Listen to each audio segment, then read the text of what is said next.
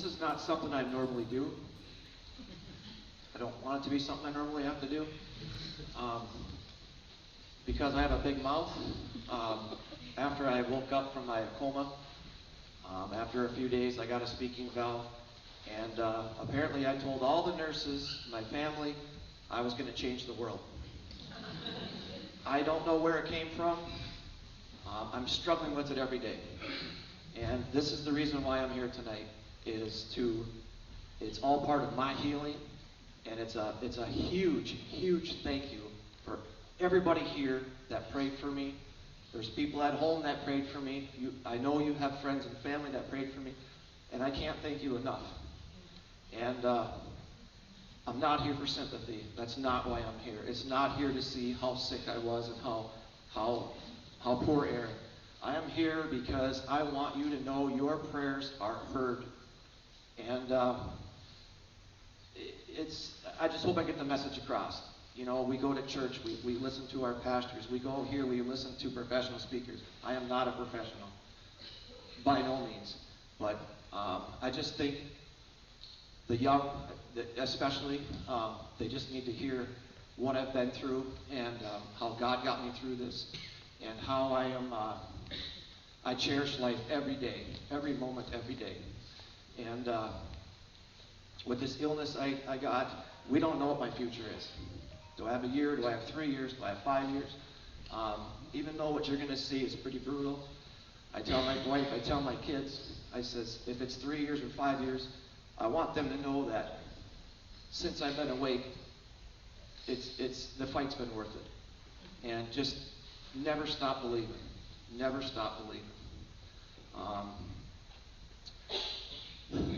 There's a reason I wanted to do it today on June 5th. It's my mom and dad's wedding anniversary.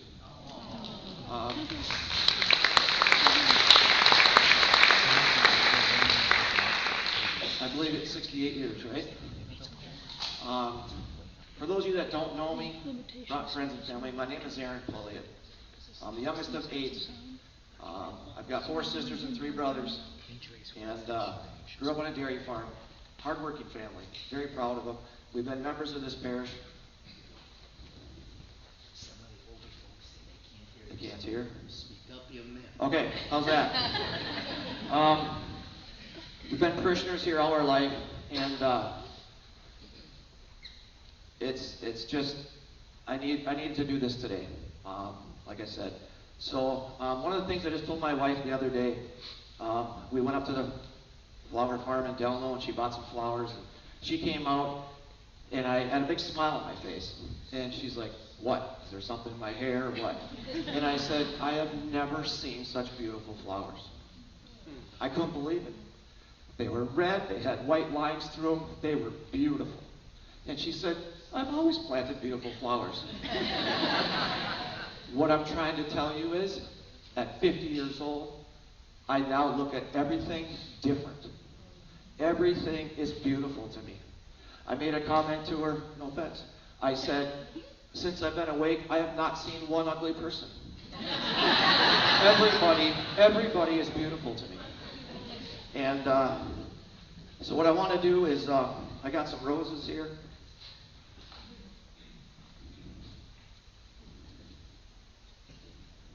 I can get them out. I got 2 chairs here, and as you're going to learn through my journey here, my mom and dad are the reason I'm here for more reasons than one. They help me dearly. And they have the front row seat right here. So I'm going to put a rose down for my mom and for my dad. Losing petals. This one is for my wife, Peggy. I thank you. I thank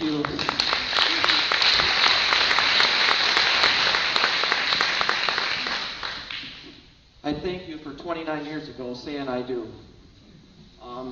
Whoever dreamt 29 years ago you'd go through what you went through for me? Is this still here? I don't want to get into it, but she had to help me in the hospital in more ways than you can imagine.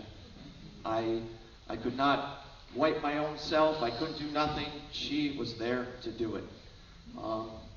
My oldest daughter, Rachel, this one's for you. She was at my bedside a lot. I can only have 2 visitors. I don't know how I can thank you guys enough. And this one's for my youngest daughter, Erica, who for the first probably month couldn't even see me. She had to stay home and watch me through an iPad or watch me through Rachel's cell phone. My heart just bleeds for you. I'm so sorry that I put you through all this, all of you. So you can see there's 1 flower left, and that is for each and every one of you, because you are all beautiful to me, and you all look like that rose when I look at you. I was in the tractor just the other day, and I used to listen to, 80s rock or 101 or KQ or the country station. I found myself with the radio off, and every couple of rounds, I just look at out the windshield and I said, "Thank you, God, for this view. Thank you for this view." I made her laugh the other day. I said I actually throttled back for a little mole to run through to get past the fuel cultivator, so I didn't run it over. Now, if it's in my house, that's a different story. But I am a changed person, and I'm hoping tonight that I can maybe make you all think a little more. I want to ask you all a question. I didn't know if I was going to do this or not. I don't want an answer. But what brings you here tonight? Is it because you're my brother? Is it because I'm your neighbor? I'm your friend? You're my buddy? Maybe you found out the Knights of Columbus have good cookies. That came from you. I just want everybody to think a little when they leave here tonight. How precious they are, you are, and what God has given you. It doesn't matter what your neighbor has. It doesn't matter what anybody. You need to really, really appreciate what you have. I think we better get going or it's going to be midnight when we get out of here. I lose my trans of thought a lot, so bear with me here. I'm a farmer today.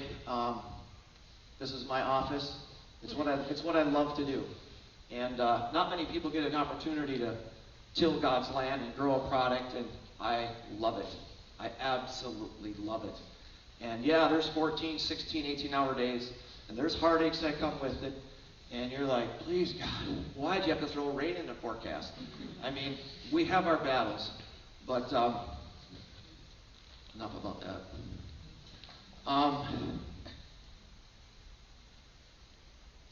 So I'll just tell you a little quick before I get going. In November, I got COVID. It was called the Delta. And this is going to happen a lot. My wife had got it the week prior. She had maybe more like a head cold. Got a Z-Pack through the doctor online. And she kind of bounced right through it. While she was having her COVID symptoms, I was out doing chores. And I'd be walking from one building to the next, and it was like somebody poked me in the back with a pitchfork. It was just, the back pain was so bad, so bad.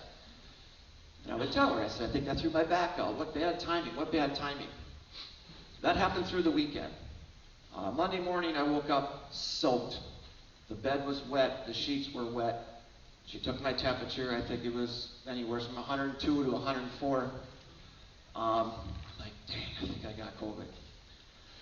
I went to the dental urgent care Monday morning, took a test. Tuesday morning, I wake up in bed still, drenched in sweat, just drenched in sweat. And about 11 o'clock that day, my phone rings. I'm laying in bed, my wife's in the living room working from home, and I always have it on speaker, so if you call me, it's on speaker. And this woman, she says, "Is this Aaron?" I said, "Yes." And she says, "I'm from the dental urgent care clinic."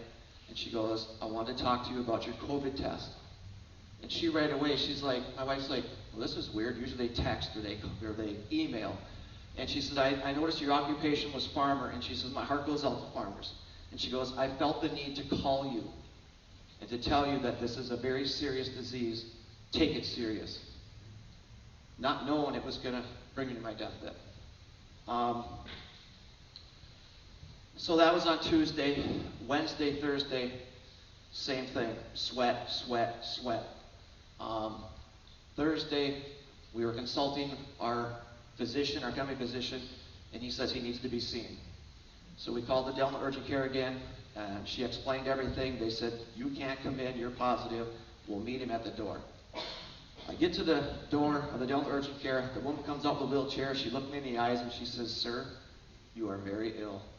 And she told my wife, she says, you park and you come in. And she says, I can't come in. She goes, no, you're coming in. He is not staying here. I remember her coming to the room, and they asked me a few questions, and I remember saying, I don't feel good. Next thing I know, I open my eyes, my wife is crying, the room's full of people, and she says, welcome back. I said, where'd I go? And she says, you passed out for a few minutes. She said, the ambulance is on its way. We're going to take you to Waconia Hospital. So I'm thinking, great, here it goes. I was transported by ambulance to Waconia Hospital. On arrival there, I was met by a male nurse. And his first question was, are you vaccinated? And I said, no. And I can't tell you the words he said after that because I call this church. He was not happy with me, not at all. And I don't want to run the place down, but I did not have a good experience. They ran me through some tubes, which I think I have pictures, right? I didn't start that, okay. They ran me through a tube at the time. They took a bunch of tests, and he says, we're full, you need to go home. I'm like, you're kidding me. Like, I felt like I was dying. And they called my wife, they said, go out that door, go down the hall, your wife will be waiting for you. We'll call you with your test results. Thursday came and went. Thursday night came and went. Friday morning came and went. Friday evening came and went. It's now Friday night. And then I told my wife, I says, I think I'm dying. And let me back up a step. The one thing the hospital did tell us is to buy one of these little meters you put on your finger, and it tells your oxygen. And so we ended up going through the drive-thru at Delano CVS, I believe, and we bought this thing, which Friday came and went, no word from the hospital, and my oxygen level was dropping down in the low 80s, which is not good. It needs to be, 92 or above. So that's what we were going by. She proceeded to call our family doctor and talking over the phone, and I remember I was starting to get crabby. I said, I need to be seen, I need to be seen. We reached out to my sister, and between her and her husband, we figured we better call 911. Because I was told at the time, emergency room had 70 people ahead of you. I said, I will die in that room. I knew I wasn't well, and I knew it wasn't going to end well. I just knew it. Okay,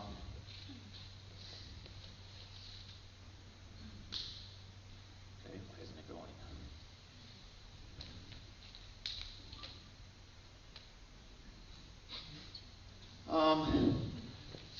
This is me in the front with the big biceps. Just so we're clear. 3 brothers in the back. I didn't ask their permission, but they're with me. This was me before I got sick. I was very strong. I was very healthy. Life was great. What could possibly happen to me, right? Man of steel.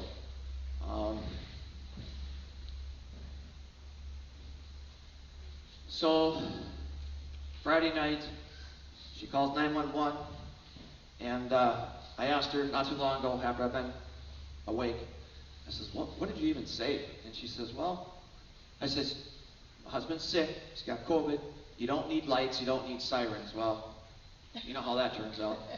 So we lit the neighborhood up, I guess, if you call it the neighborhood.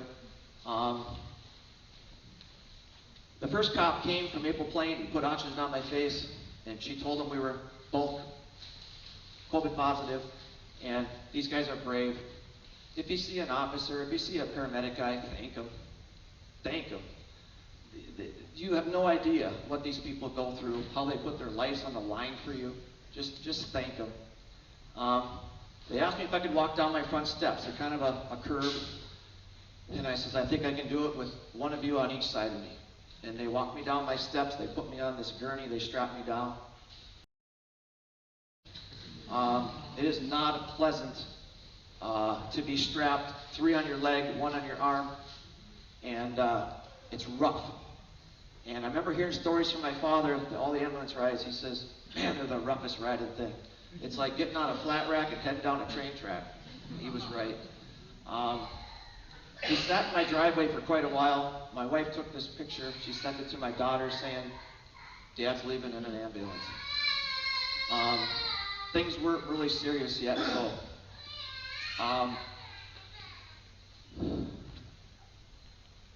as we left the driveway, I asked one of the paramedic guys, I said, is there any chance you can open the door so I can see my house one last time?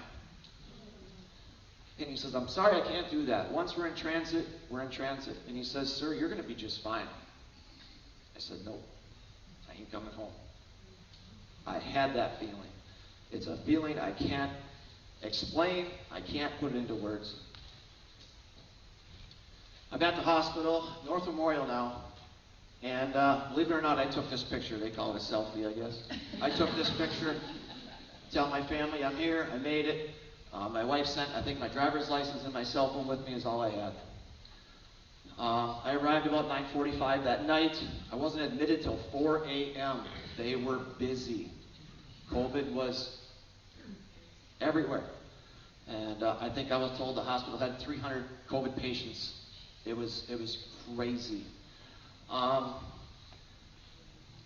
They gave me a CT scan, and my lungs were black.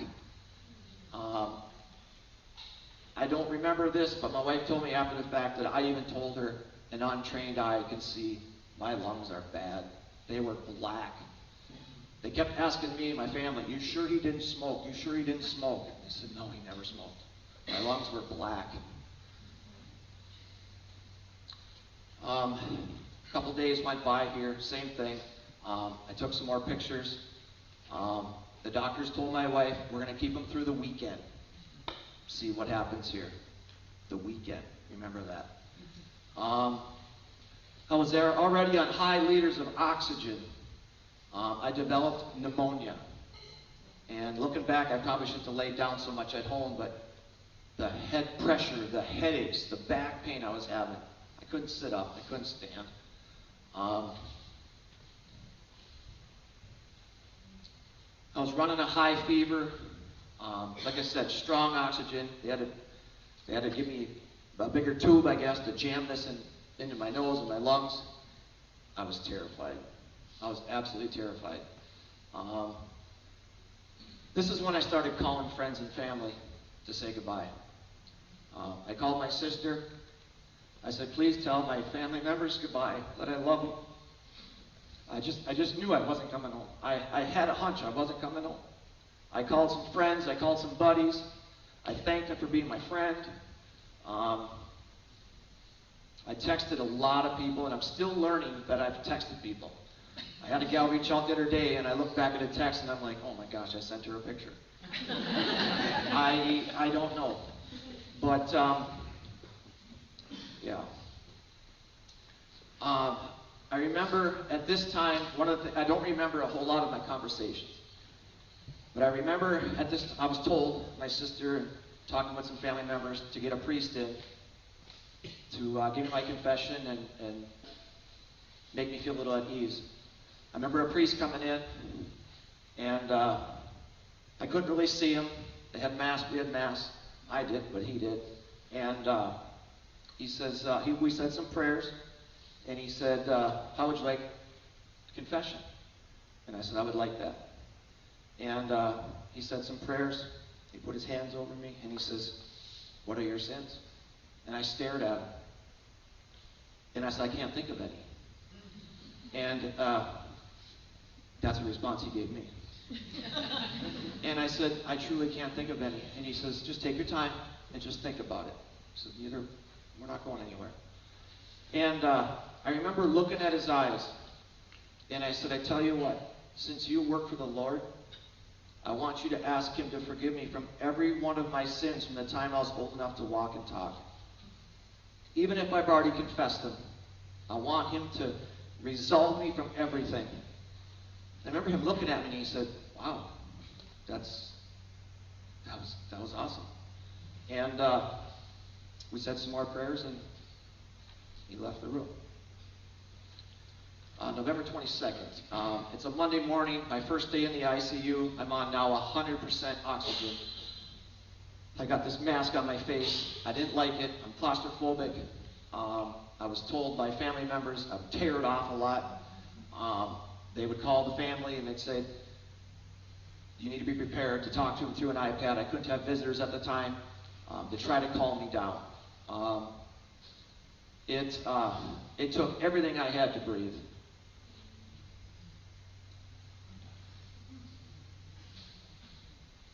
Thought it was a video.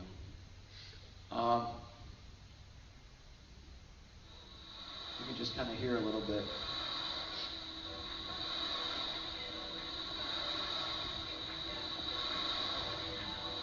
That song is stuck in my head, by the way.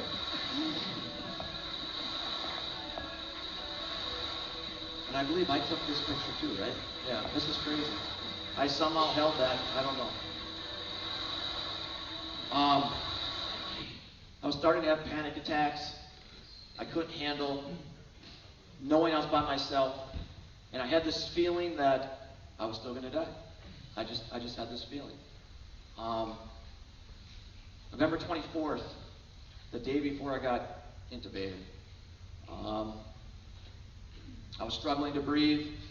I was struggling to keep my O2 levels at a certain point. My face was starting to swell. They had me on heavy steroids. Heavy steroids already. I was starting to have panic attacks. I was very scared. Every time, 3-4 times a day, my wife would talk to the hospital. They kept saying, he's very scared. He is very scared. I don't know if it was this day or the day before, but I texted my family. We're on a group text, and I texted them HELP in capital letters, help. That was the last text they got from me. Thank God it's not the last one. But that was the last one before I got intubated.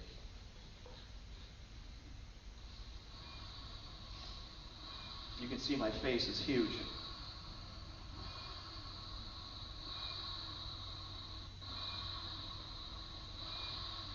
And my whiskers are starting to really grow from the steroids, I believe.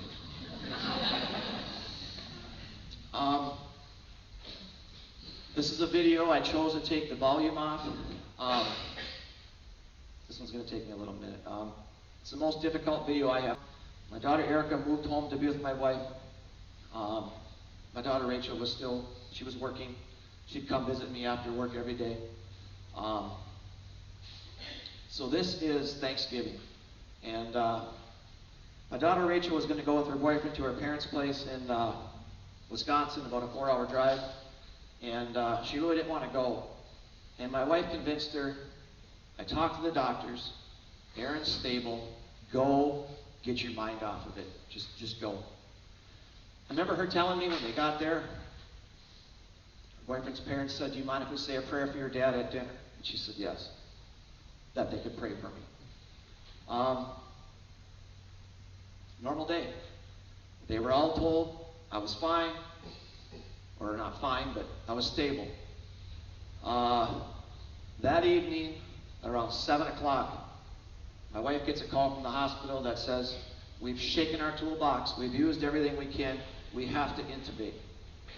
I can't imagine that phone call. I can't imagine it.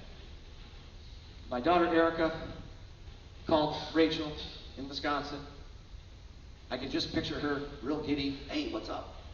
And she says, Rachel, they're going to intubate Dad tonight. I don't know. I think back to when my dad had his first heart attack. I was 11 years old. I thought of all this stuff. It's one of the toughest things. So this video was from our kitchen counter. I believe Erica was filming it so Rachel could see it through, what do you call it, Zoom? The nurse had told them that I was very, very scared. They must have told me what was happening, but I have no memory of it.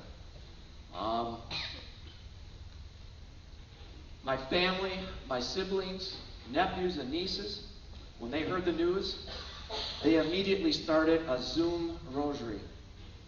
I don't know if there was 15, 18, 20 at a time on this one computer screen. And my family started praying the rosary every single night. I think you might have missed Christmas night there with their families. They prayed that until after I was even home a month or two. And we now, as a family, we pray that every Sunday night. And I tell you, I look forward to it. I look forward to it. And I can't emphasize that enough. I look forward to seeing my siblings on the screen every week, because we all live such busy lives, we just don't get together much.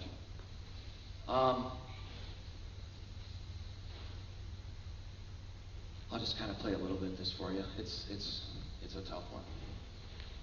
But the reason I took the volume out is they have this iPad, and they're saying, "We love you, Dad. We're going to pray for you. You're going to be fine."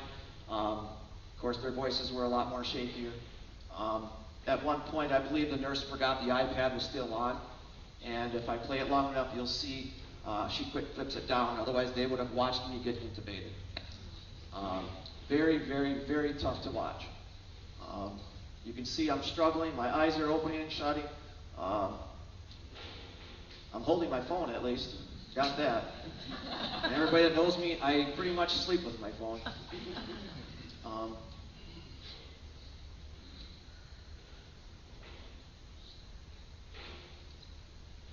just kind of move on, but eventually it lowers me down, and they start to do their thing.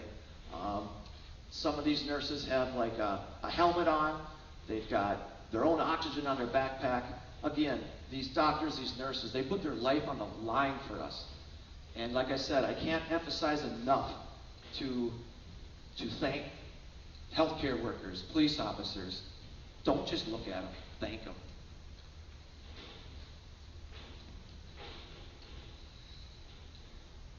November 27th, I'm taking a nap.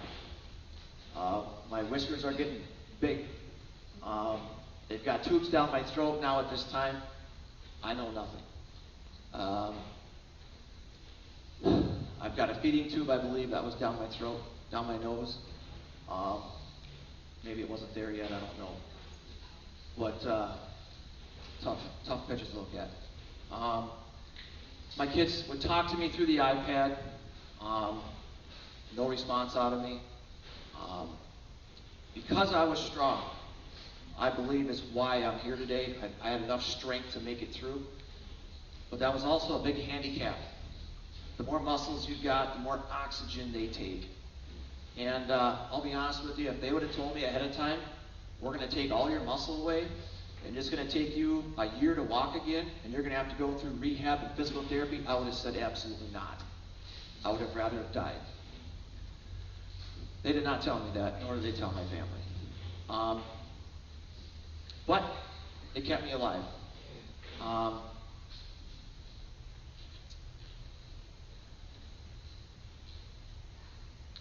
believe this is another video that was taken from my kitchen countertop. My family would talk to me daily. I believe... Hi, Dad. Hi, Aaron. My daughter's pointing at my face. They shaved me completely. My daughter's 26, my other one is 24. They've never seen me without a goatee. They said, "Is that really Dad? I got a huge scar on my face." They have never seen it. It's hard to shave over. Thank God they didn't cut me up when they did that. So that was kind of one of the things that I cherish it, that they're like, "Is that Dad?" They had to shave me because the beard just kept growing, the steroids. It's a closer look at me. Again, now the iPad's in the living room, and I asked what them lights are, and they said that is the reflection from the Christmas tree in our living room. And it's kind of dear to me because I didn't get to see a Christmas tree this year. I didn't get to see Thanksgiving. I didn't get to see the ball drop. I didn't get to see a lot of things. Didn't really know what was happening. It just looked like I was taking a nap.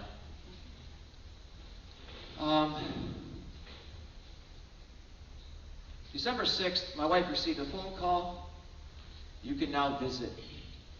And I can't imagine the expression she gave when she just dropped her shit, took off, come to the hospital to see me. I've been on a ventilator for 11 days. I'm very, very swollen from the steroids. Very swollen. And they said I could only have 2 visitors. I got 2 daughters and a wife. That can't happen. They had to choose. And Rachel lived 15 minutes from the hospital.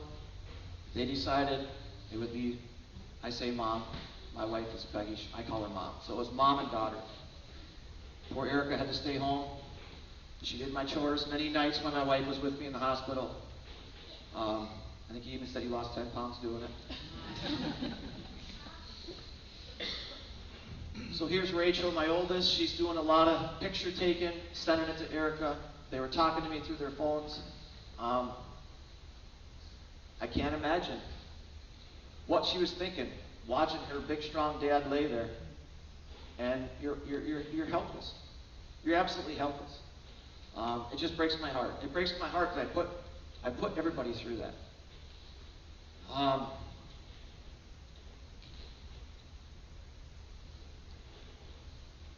I was told it was a very cold winter. Rachel's cold in the summertime. So she would come and visit me with her ice cold hands. You'd think I would have at least jerked or something. Because every time we get together, she says, "Oh, throw my hands. I'm always warm. I'm always hot. And I'm always warm in her hands." But for some reason, I could not feel her touch. You can see I got a catheter in. I got only hopes I never see one again. Before I got put under, we had some... I don't understand why they got to be that long. But they are brutal. They are brutal. I was starting to run a really high fever, and they were treating me for all different things. At one point, they thought I had sepsis, which is something you don't want. They couldn't figure out what was going on, doing blood work, all kinds of things. My wife comes to visit me that day, and she noticed the floor is wet. And she's like, "What is on the floor?" And here my catheter was leaking. And they said, "That needs to be changed." Thank God I was sleeping. They pulled that out, and on the end of that was an infection. As soon as that came out, my levels dropped. Now that I'm up and awake, that was God. What made her see that puddle under that bed? It could have led to many different things.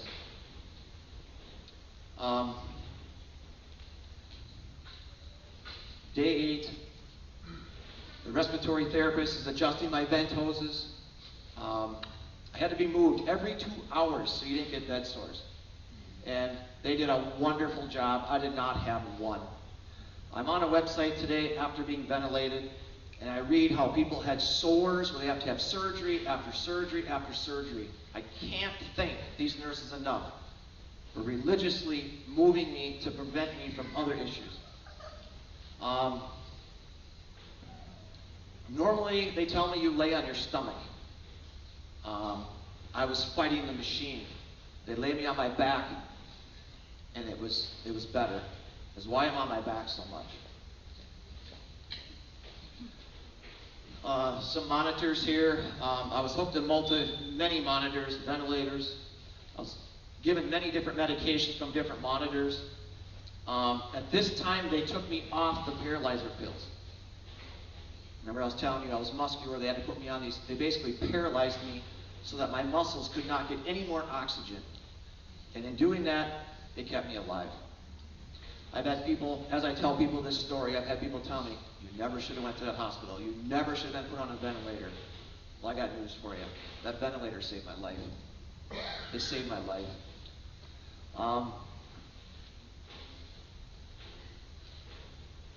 So yeah, in 1 week's time, my muscle was gone. I was told I lost 74 pounds. I went in at 245 pounds. I woke up at 171 pounds. So as I'm laying here, I'm wasting away. It doesn't look very comfortable, does it? Catheter still in. They would reposition me the best they could. I'm starting to respond to wife and daughter. They would talk to me. A little story I want to share with you. My daughter's car broke down, the water pump went out. And my wife come in one day and she's telling me, she says, Rachel's car broke down, the water pump went out. And I guess I raised my eyebrow. And my wife told the nurses, this is good. He talks with his eyebrow. He can hear me. He can hear me. Another one of God's miracles. It gave her hope. It gave her hope. She also went on to say, while they were working on the car, they noticed it had a bad motor mount.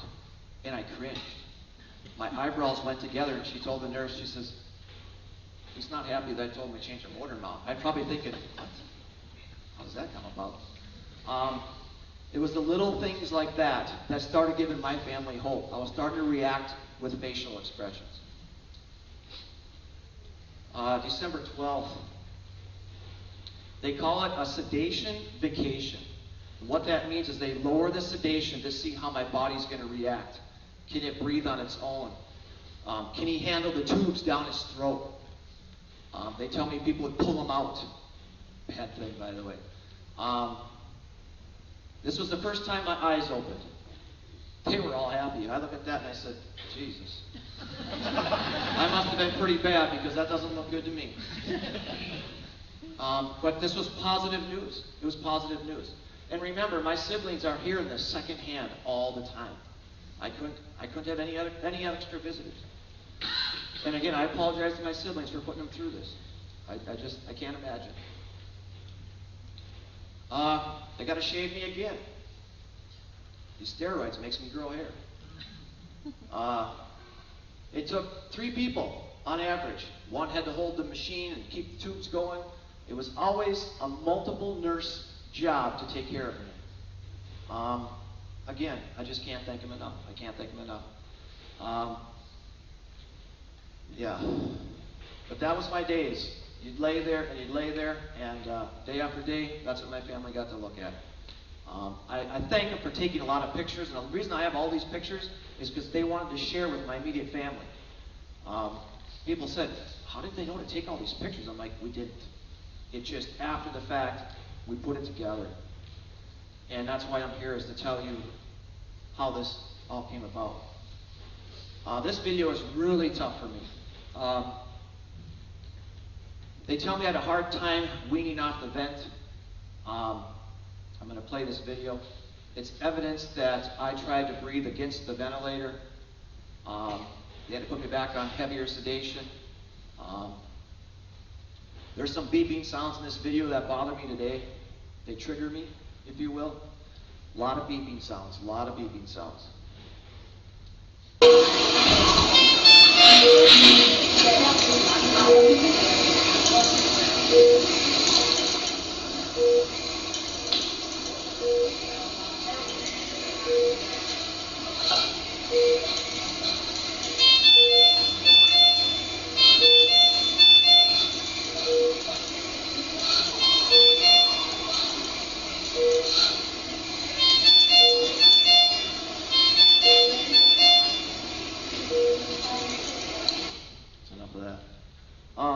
What they told me afterwards is, when that started to happen, they had a quick rush in to calm me down so that I wouldn't go into a cardiac arrest.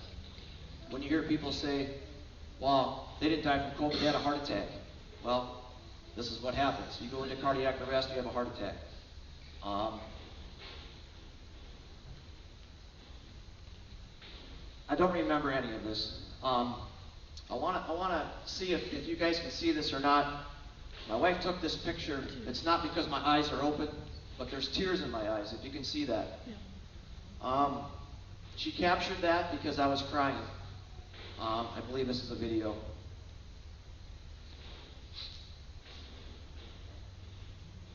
It was another sign of life that I was feeling emotions.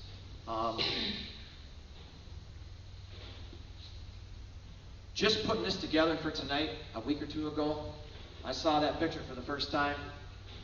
And I'm going to explain a little later on this. I'll come back to this picture. It'll all make sense. It's mind-blowing. December 16th, same afternoon, my family, I was told I'd be getting a trach. My wife was scared to death. My daughter had to tell her, Mom, this is a good thing. He's going to get all the tubes out of his mouth. They're going to put it through his neck. He'll be able to, because they were going to try to wake me up. And they felt it was a good thing. I think a nurse had talked her through it and said, we need to do this. So they're going to take everything out of my throat, and they're going to cut a hole in my neck, and they're going to put all these tubes through my neck. And of course, they were nervous and scared. I had a feeding tube at the time that went through my nose, and they told her, we have an option to either leave it through the nose or to put it now through the side of my left side. And they agreed, get his face cleared up, get everything out. So I had a feeding tube installed, and so I was fed through liquid through my left side. They were told this is the fastest way to get weaned from the ventilator is through the trach. This was supposed to be this is a good thing. It's a good thing. I started to get another sedation vacation. They lowered my sedation. And right away they came in, they would start lifting my arms, start moving me, physical therapy.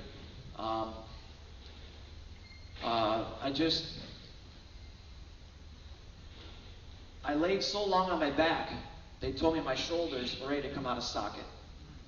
And they would come in with this tape. I guess football players use it, whatever. But they taped my shoulders back nonstop. Because if anybody would have lifted me by my arm, they said they would have pulled my arm out of socket. When you lay there so long and you're so decrepit, and I lost all that muscle, my bones were just, I don't know. This is the first day my family realized I can't move. I can't move. I have no muscle in my body. The reason for these sedation vacations, again, is to try to wake me up, to see how my body was going to react. I don't remember none of this.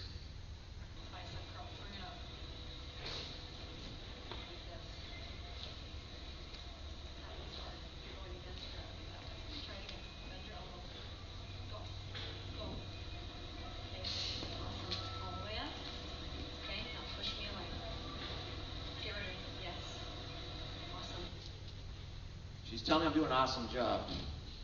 Really? December 6th, I still got that dumb catheter in. I don't know. I got these boots on my feet. I didn't realize it at the time, but when I first found out I had them, I thought, what in the hell is this? It's like, are you kidding me? I can't go anywhere. What are you going to do? There's a reason for them.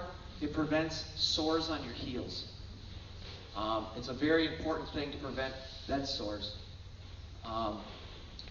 This was another special day for my wife, in my words. She was asking me certain commands and to see if I would react. And then to see if I had brain activity.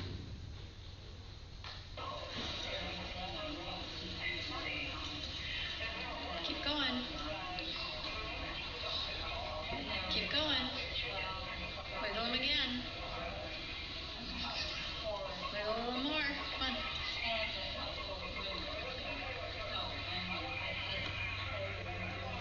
Do that again. I was partially awake. Lift those shoulders. Show me. There it is. Okay. There's life in that body. Nice. I want to tell you a little story that I believe this is when this happened. When I woke up and I was able to talk, one of the things I told my wife, I was a bird. And she's like, okay. And you got to remember, I've got this serious look on my face. I'm not smiling. I'm not having it. And the only way I could describe it was I was an eagle, and I got hit by a truck, and I was laying in the ditch, and my feathers were wet, and I couldn't move. And I laid there, and I laid there, and I laid there. And all of a sudden, I could feel myself starting to move. I said, hey, I think I can do this. And just as I thought I could get up and fly, I got hit again. And I'd lay in that ditch again all over again. It happened many, many times. I do believe when she asked me to move those shoulders, and I did that, I believe that's when I was having my dream, I don't know what you want to call it, that I was this bird. I don't know a whole lot about a lot of this, but they tell me a lot, so this is my memory. I was at Disney World, and I was on this beautiful green grass, and there was a castle in the background, and I was scared. I'm a bird, right?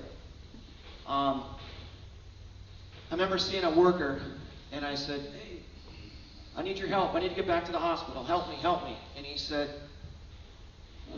this is your story. This is, you're in control.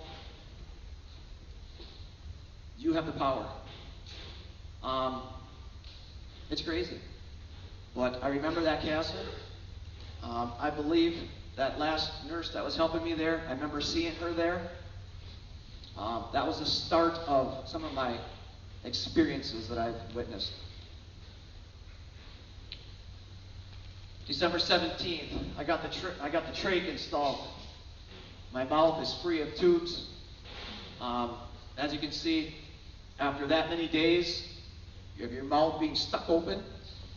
That was my normal, it just opened. You could shut it, it would reopen. I also got that feeding tube installed the same day, so pretty rough day. Still under sedation from the procedure, very sleepy.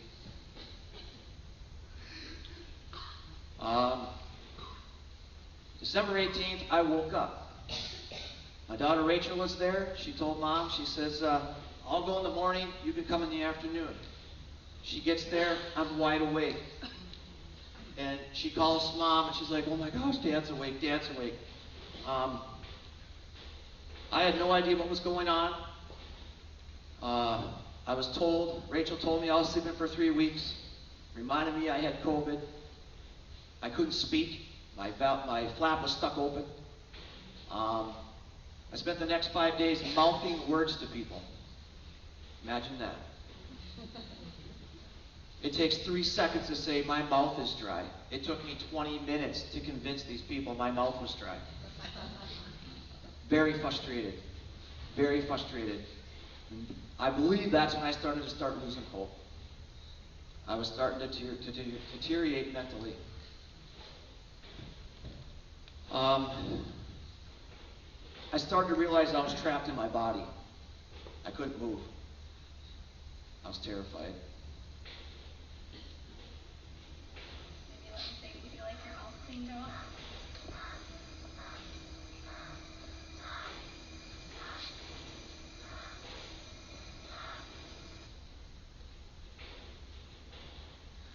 I don't want to touch too much on that, but it's one of the things I'm really frustrated with to this day. Why God did this to me? Why would you do this to me? I'm the guy that pulls over and changes your tire. I'm the guy that pulls you out of the ditch. I'm faithful, I'm loyal, I don't steal, I don't cheat. I'm not perfect, but really? What the hell is your plan here? Again, I struggle with this.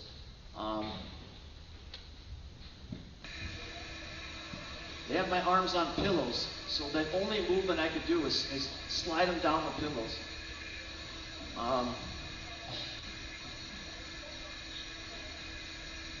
You watch my right arm with the bracelets.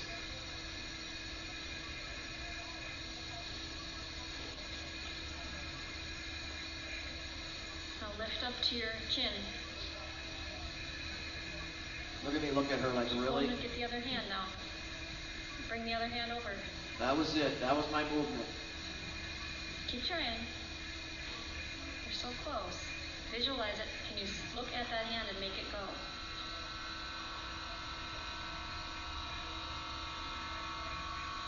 You wouldn't believe how much strength it took to do that little bit. Everything I had. Okay, take a break.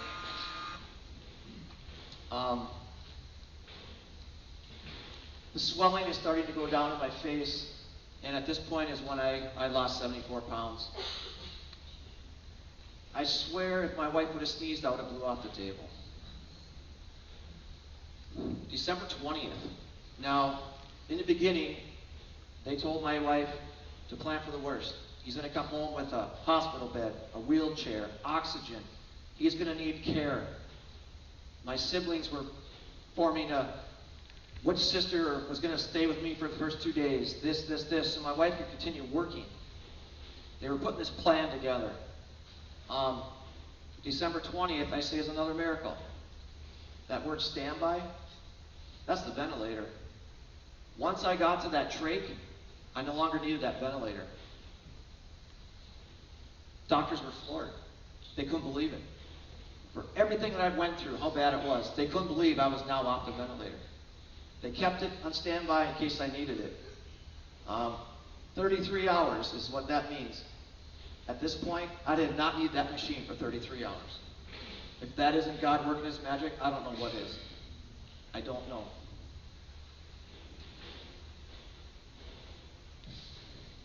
After 25 days, I could finally breathe on my own. I think it gave all you guys way more hope. This is a very special day for me. I can talk. Again, trying to tell people your mouth is dry, asking what happened to me, and just mouthing words, can't move. I'm trying to say my, and they're like I. I'm like, no. I'm shaking my head, no. Frustrating. You wouldn't believe it. So, December 21st, the nurse comes in that morning, and she says, good morning. Of course, I give her an eyebrow. And she says, do you know what I have here? I didn't say no, I couldn't speak. I shook my head no. I could move my head for some reason. I could blink my eyes. I could move my lips. She says, I have a speaking valve. And I thought, what's a speaking valve? It looked like a watch battery in my eyes. And she fiddled with it. She fiddled with it on my neck. And she says, Aaron, I want you to take a deep breath and say good morning. I can do this. I took a deep breath and I yelled out, good morning. And my room filled with nurses crying, tears of joy. And I remember saying, thank you, God. Thank you, God. I was just, I can talk.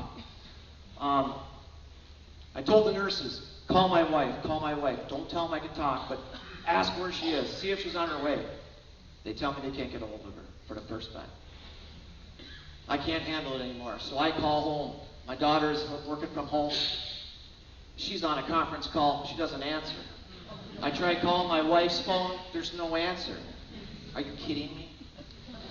My daughter gets off her call. She says, Mom, I got a missed call from the hospital. She goes, so did I. So she quick calls, and the nurse is real calm. Well, he was asking for you. Want to know when you're coming. What do they tell me? Well, I thought they told me she was taking her time, and I was like, you're kidding me. I'll play this little video, and I'll talk some more. Hi, Erica. I've been waiting to talk to you. Can't wait. Oh my God. Life is great. I peed in a bottle. I just got done with therapy like 10 minutes ago. I love it. I wish you could have seen me. I know.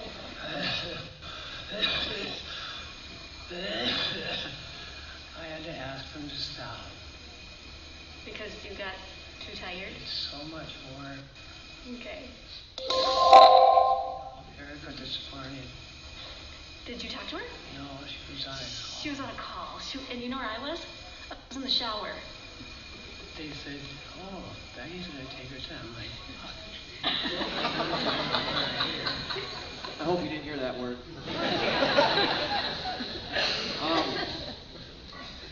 I was so grateful to talk. I couldn't wait, especially to talk to Erica, because I was told already now, I've been sleeping for 3.5 weeks, and we could only see through the phone. Guess what I did the rest of the day? My wife called every sibling of mine. And I don't want to get into the whole details, but when I called my oldest sister, I says, when I think of you, I think of Florida, I think of the beach, I think of the sun shining. She's like, interesting. I called another sister, I think of a restaurant we're going to go eat at. I had something for every sibling. Remember calling a brother? He says, who is this? I said, this is Aaron. He goes, you can talk. It was just amazing. It was amazing. Amazing. What I'm about to tell you now is really tough. I've been awake for a while. It's been 5 days. I can't talk. I can't move. A lot of stuff is brewing in my mind. Yeah, sit down for this one. When I was in a coma, I remember crying, and I believe that's where that picture comes up when I told you my wife took a picture of me crying. I remember crying and crying and crying, and I remember saying, I'm not going to see my daughters get married. I'm not going to have the opportunity to walk them down the aisle. And I knew it was it. I knew this was it. I couldn't do it anymore. I was giving up. This big, tall pole appeared in my room. I call it my tower. It was a big black pole. It had handlebars and a bike seat, and there was a whole bunch of them. And I was telling this to my wife. Let me back up a little bit. It was the evening, I could talk. And I told my wife, I said, I have something to tell you, but I said, you can't tell anybody. I thought they were going to lock me up thinking I was crazy. So I'm telling her this story right now. How I climbed this tall tower, about 300 feet tall. And she knows I'm afraid of heights. She says, were you afraid? I said, no, I wasn't afraid. When I got to the top of that tower, there was another one that went through the clouds. And I couldn't reach it. Now that I've been awake and I've been out, I truly believe all your prayers, every time I got a new prayer, that second tower moved a little bit further away. So I was unable to reach it. My Aunt Marie, she's here tonight. My mom's sister, 83 years old, right? She was there. And I yelled, Marie, Marie. And she yelled back, what do you want? And I said, Marie, you have to go to heaven and get my mom. I can't do this anymore. This is a true story. I said, I can't do it anymore. She proceeded to go up this tower through the clouds. I came back down. I don't know if I looked right or left, but I looked one way. I saw my grandma's house. And my grandpa was standing on the front steps. He died in 1980, over 40 years ago since I've seen him. Crystal clear. Black rimmed glasses, hair part on the side. He had his hands folded over. He had a big smile on his face. I don't know. I can't explain it. Was he at heaven waiting for me? I don't know. I don't know this. I turned around and I saw myself lay in this bed. I was in an intensive care room, but I saw myself in this bubble. The bubble wasn't there, but I saw myself in this bubble. And I watched the nurse unzip it so I could get back into my body. I'm telling you, if it wasn't for that tower, I wouldn't be here. And I believe it's because of every one of your prayers. I truly, truly believe it.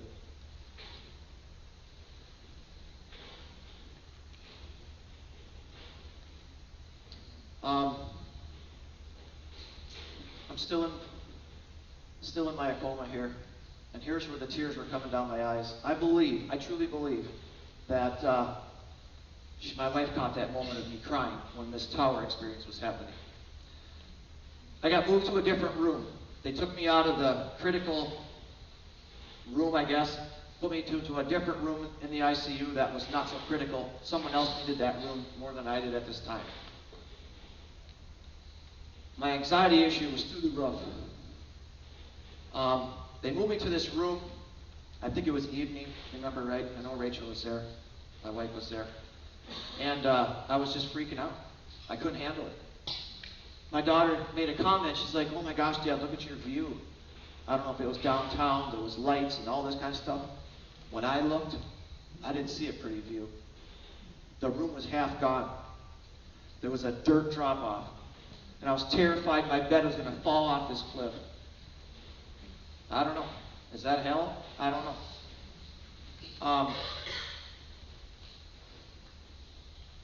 I was very, very scared, very nervous. And 8 o'clock comes. It's time for my wife and kids to go home. And by the way, I would beg them night after night to hide under my bed. Please don't leave. Stay with me. I was so afraid. I didn't want to be left alone. So that night, they assigned me a nurse. I didn't want to say names. Her name was Lauren. We got to talking. And she came from a farm in Iowa, so we had a lot in common. We talked, I don't know, maybe till 1 in the morning. She said, can I ask you a question? I said, yes. She says, do you trust me? I said, yes. And she said, I need to ask you a question. She says, I was with you the last couple days you were in your coma. And she said, the numbers on the ventilator were so low, the 3 of us nurses sat back with our hands over our face. We're going to watch you die. And she said, something happened to you. Those numbers climbed, and she says, you woke up 2 days later. Now, if you remember, I woke up on December 18th. This picture of me crying was on the 16th, 2 days before I woke up. I'm speechless. This is the power of God again. My wife caught my tears. That woman verifying 2 days before you woke up, something happened to you. To have this on film and to have this in pictures is why I'm as healthy as I am today. This has helped me dearly to figure out what happened to me. I told my family I've seen a lot of people. I talked to a lot of people. Their words to me was, I talked to people I loved. I talked to people who loved me. And I talked to people I didn't even know. I'm not going to say names, but I had a lot of conversations with people. I had some out-of-body experiences. I tell my neighbors next door I spent a lot of time above their house. I could see my whole farm. I could see the cattle in the pastures. I could see inside one of my silos at the time. I had multiple little dreams, if you will. I was chopping silage with my brother and a good friend of mine. I don't even chop silage. This one's a tough one. Being married for 29 years, we've all had our arguments. And we had a pretty good blowout in the backyard a few years back. I watched it play out. I watched it play out. But I could only see my face. I always saw the back of her head. I still believe at this point, God is cleaning my soul to die.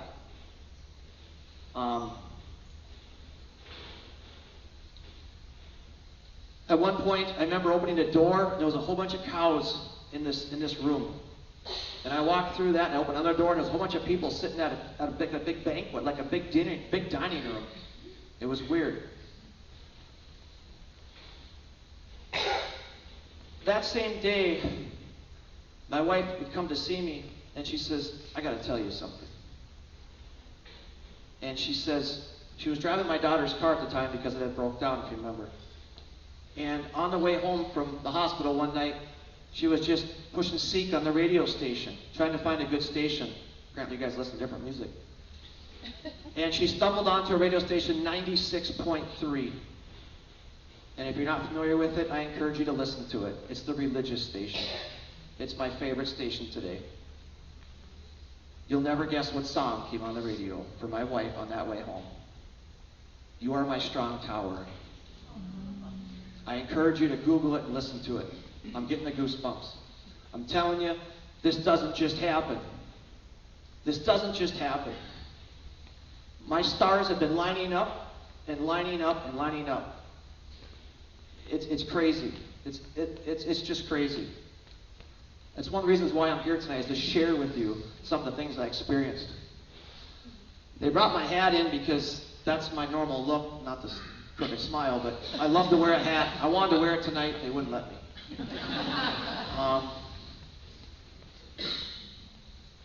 I could hardly smile. This is a long video. I'm just going to press. Yes, ready? It's hard against the bed there. Good. I'm going to Bend get the it knee. over. Okay. Okay. First Bend the time knee, sitting slide up. it in. Lefty. Very painful. Wonderful. Very, very painful. Therapy during the night, but that'll do now. You may have.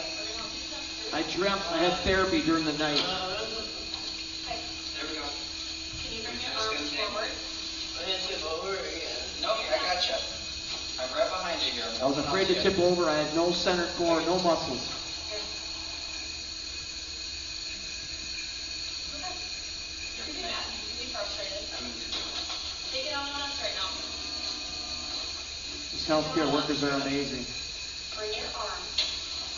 I'm asking you to do it because I know you can. You're working on this. Yep. Bring them forward. Yep. Push. Push. There you go. There you go. Wonderful.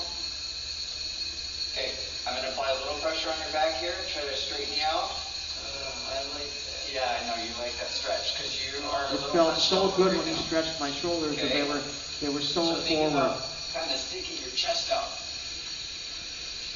Proud. Puffing out your chest. Good. Okay. Good adjustment. Your head control looks better today. Doesn't feel better. Well, it looks. That was extremely tough. When they say we're going to sit you up, you're scared to death, you're going to fall on the floor, you're going to fall on your face.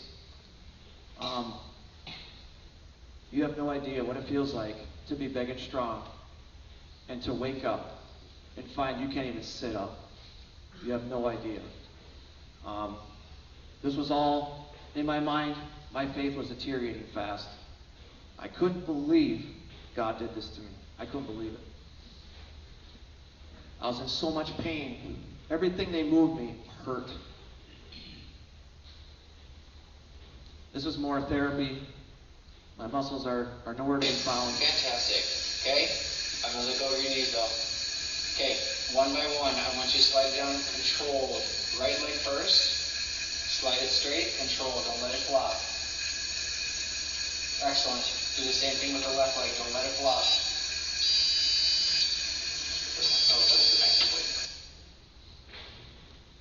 I want to remind you of something. That was December 22nd. What, 5 months ago? January, February, March, April, May. I'm standing here. You tell me how that's possible.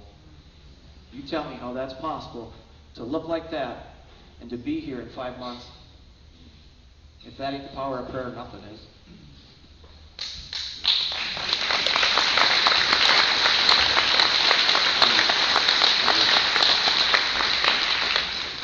I can't believe I'm holding this together for you guys. This is another special day for me. My first sip of water. I wish my wife would talk a little bit. She asked me not to bring her up here. When I took that drink of water, I said, oh my God, this is awesome. I never knew how good water tastes. And from the get-go, I was very thankful. She'll tell you, I thanked the Lord for everything. Even though I was really upset, there was moments where I was just very thankful. I'm going to play this video. I hope you can hear it. She gave me a sip of water, and I looked at her and I said, it went in the trunk. And she went on to say, you mean in your lungs? And I said, no, there's 2 cars in my throat. One's red and one's blue. And for you car guys, one was a Mustang, one was a Camaro. I don't know where it came from. I'm on heavy drugs, I'm on heavy medication. But there was 2 cars in my throat. And I guess it's what you call what, delirium. So they never knew what I was going to say. I'll just play the video.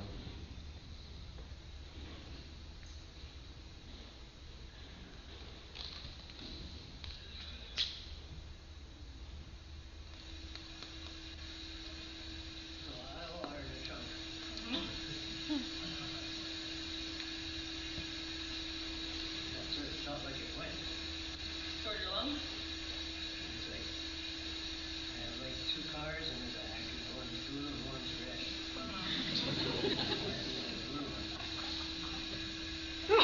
You can see I'm begging my lips, give me more water, give me more water. Told me that things weren't working quite right. I will say it's not uncommon for your first swallow to be not quite right. You're getting used to it. You're using those muscles again. It's different than ice chips. The Give me straws more have to water. act faster, and there's more volume. Stop talking.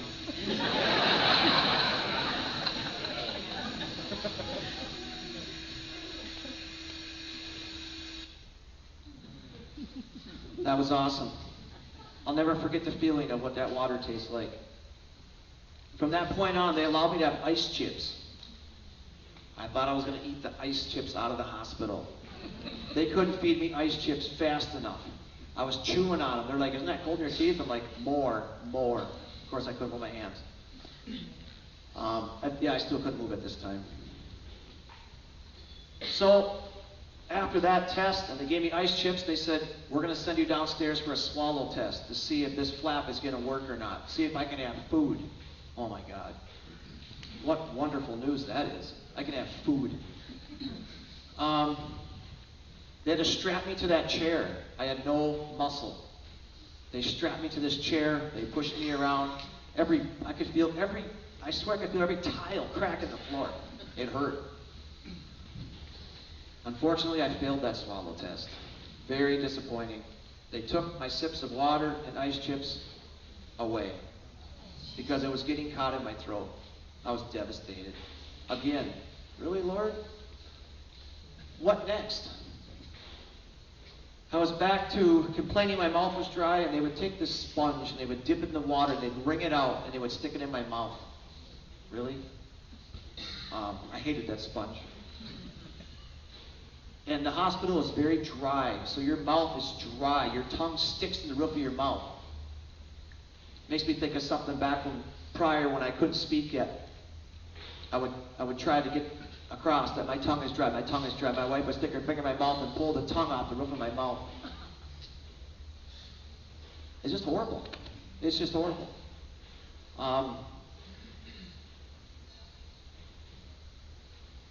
If my family wasn't there during this, I wouldn't be here. There's no way. There's no way.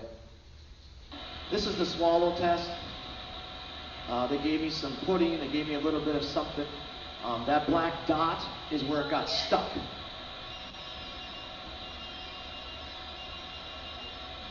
So obviously I failed the test. What would happen if I drank water from that point on? It would go in my lungs, I could drown. Eat food, it'd go to my lungs, I'd suffocate.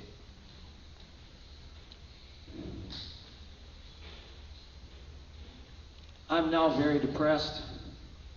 I failed the swallow test. They're doing more therapy on me. I'm starting to feel defeated. And you have to remember, this feeding tube, it was this stupid machine that would sit there and go, meow, meow, meow. It drove me nuts. I remember asking her one day, how much am I getting a day? And they said about 10 cc's. I said, a bird eats that. This bird thing came back. And every time they turned it up, I would throw up. Now I lost 3 days worth. It's like you're going backwards. You're going backwards. I'm starting to feel very hopeless. Trying to work? Alright, let's see it. You can do it. Send your elbow up. Pull, pull, pull. Good. Push down. Yeah, strong triceps there. There's one. Pull up. You can see a look on my face here. I'm not happy. I'm pissed off. Why God did this to me? It just kept repeating in my head. why did this happen to me? Why did this happen to me? She asked me to make a smile for my family. 7, 6, 5, 4. What about a smile? 3, 2. That was a real smile. Again, my mental health was deteriorating. Christmas Eve, my daughter Erica's there. She's giving me a foot rub. And by the way, I was told the nurses were jealous of me. They said they'd never seen a man get so many foot rubs from his family. I wish I could remember them. That night, I was told the day before this I was moving to Regency Hospital. I was going to get weaned from my trach. I was going to start rehab. In my mind, I kept thinking there's a pool. They told me my family, my siblings could visit me. God, things were looking up. Had some more therapy before I left. I'm now at Regency Hospital.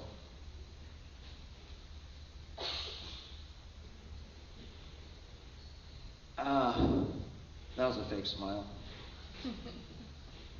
Christmas Day, my wife laid by me for the first time.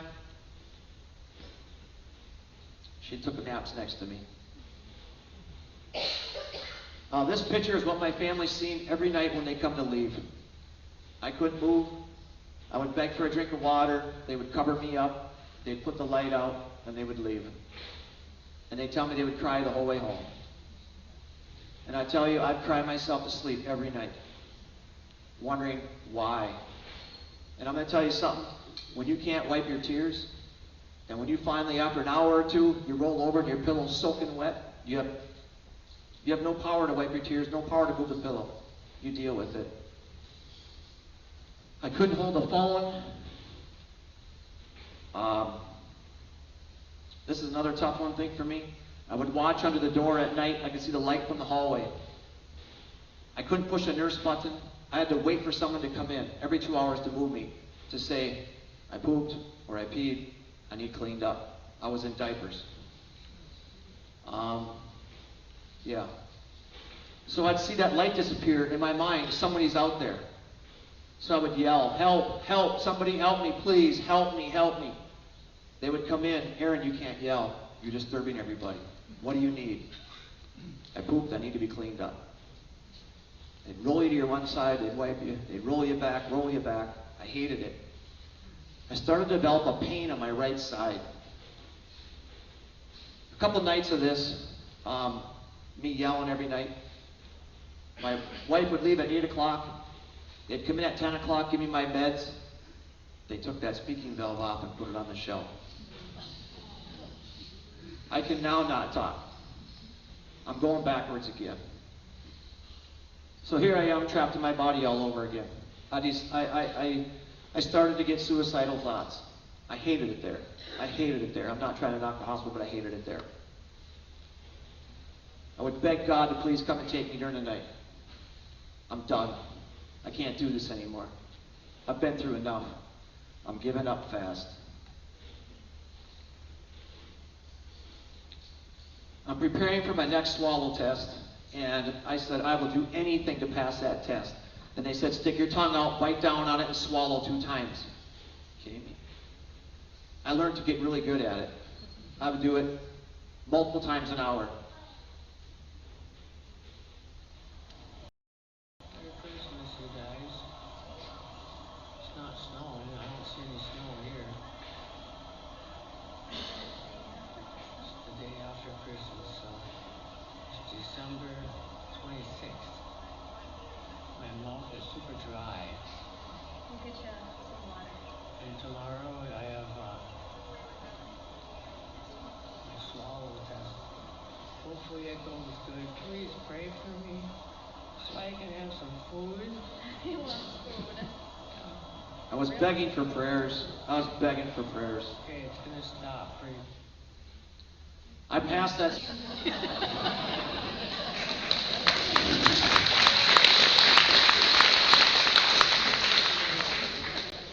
They came in with this machine and they said, we have a camera, we're going to stick it down through your nose about 8-10 inches. I'm like, yeah, you are. And they asked my wife and daughter to leave the room, and they would give me some pudding, and she'd say, And then she'd give me a half an Oreo cookie. Okay. I'm like, what does an okay mean? Long story short, they brought my wife in. They said he's good to go. She goes, what do you mean? He can eat. He passed his test. She goes, you mean like mashed potatoes and pudding? If he wants a cheeseburger, get him a cheeseburger. I'm like, honey. I think she went to the local, Hy-Vee or Lunzenbuyers. And she went to the deli and she got a teaspoon of almost everything. Mashed potatoes, macaroni and cheese, meatloaf, you name it. She came back. Oh my God, it was great.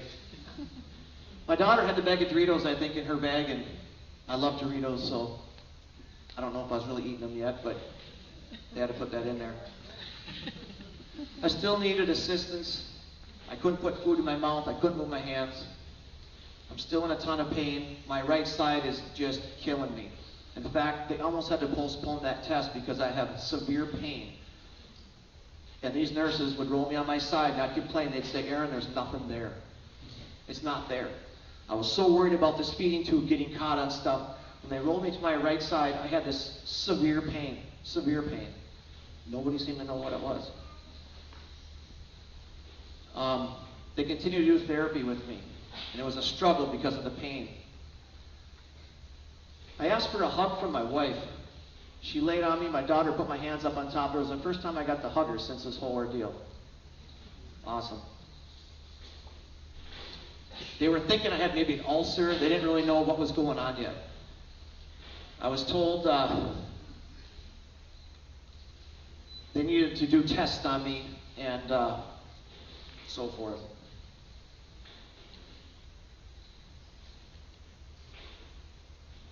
These nurses are young. They couldn't lift me. They would roll me to my side. They would shove this canvas under me. They'd roll me back. They'd pull it through. They'd roll me back. They hooked it up. It looked like an engine hoist. And that's how they lifted me up to move me, to clean my bed. They'd put me in my chair. You could see I'm sitting on my arm. I'm in pain. I can't move. And that picture right there, I told my wife, look, I'm in my bird nest. This bird thing keeps coming up. And if you notice my gown, my wife says, oh my God, you have feathers on your gown. This bird thing won't go away. I was begging for a change of scenery. I think I was told they actually took me down the hallway and showed me the place. I don't remember it.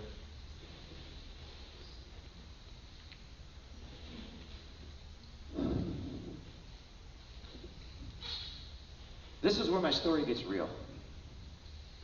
I had a nurse come in.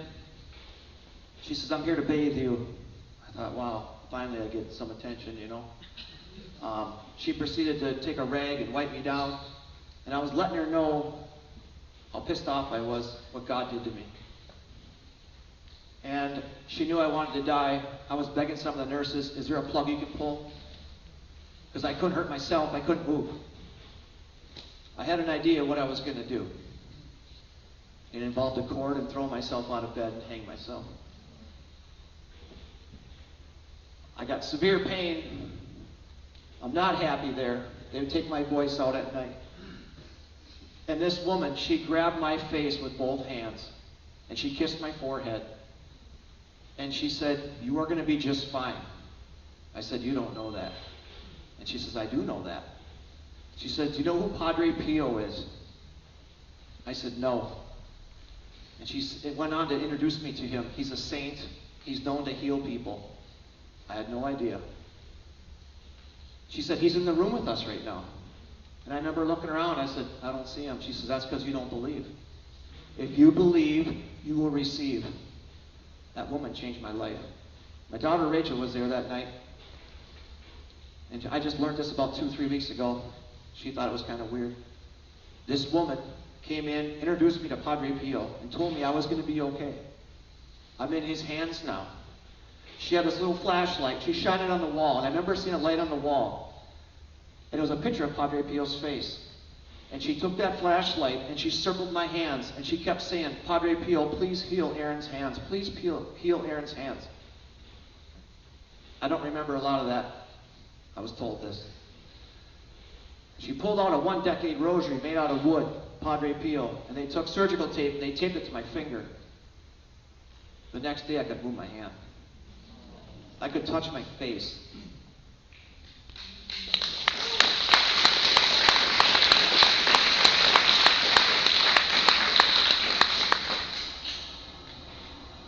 was that awesome. This is a video, this is a picture after I was home. I had to go back to Regency to thank her for saving my life. And she looked at me and she said, I didn't do it. I just gave you the message that Padre Pio told me to tell you. I said, no, you saved my life. She said, no. Her name is Bo. Her real name is Bozinia, I think is how it's pronounced. And if you Google it, it means female god. I'm telling you again, this is amazing. This is amazing stuff. I believe I'm still at Regency. They're trying to figure out what this pain is that I'm just complaining about that nobody seems to know. They can't see nothing wrong. You don't have any pain. I'm in a lot of pain. The middle picture is a doctor comes in with this iPhone and a little ball, and he's trying to do an ultrasound because they couldn't get me a real test for some reason for a week. I wasn't having it. He found something that I need to be moved back to North Memorial. They said, pack up your room. My daughter Erica was there. Whatever you leave behind gets thrown away. What a shame. She packs everything into her car. She gets in the ambulance with me. They take me by ambulance back to North Memorial. I spent the entire night in the ER. There was no rooms available. My family got to stay with me till midnight. That was pretty cool. They said, the surgeon will be in the morning. I said, no, you call them in now. Well, apparently they're not like farmers. They don't just get up and go. I remember being pretty upset.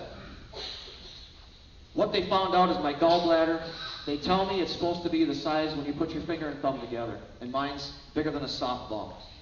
And what happens is your liver produces bile.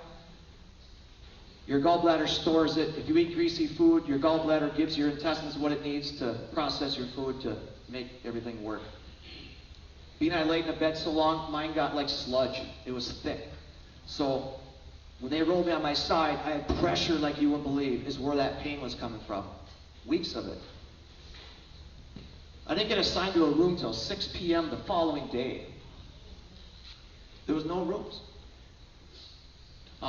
They had an opening on a kid's floor. I can be a kid. They did this procedure. They stuck a tube in me. It went down through my liver into my gallbladder, and they sucked it all out. When they did that, my gallbladder collapsed, completely flat. They said he needs surgery, he needs his gallbladder taken out. I'm like, you're kidding me. My dad got the joys of living 82 years. He was never cut open. I did not want surgery. I was on heavy, heavy pain meds. My daughter tells me they were apologizing to the nurses because I was not myself. I was very upset. Very upset. The next day I couldn't touch my face again. I don't know what happened. This is a couple days later, and every night I would suffer with pain. Again, I'd pray, please God, take me. I'm sick of this. I'm tired of this. I woke up this morning, January 5th. I called my wife at 8 o'clock. I said, get down here now. She's like, what's going on? I said, tell the girls to call in work. Get here. I'm dying. She goes, what do you mean you're dying?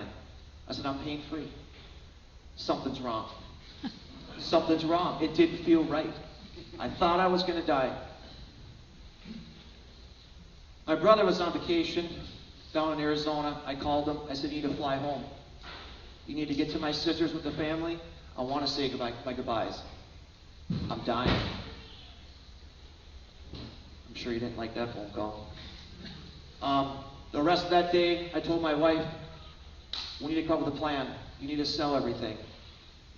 She took her cell phone and she just pushed record. It aims the ceiling. And I planned my whole farm auction.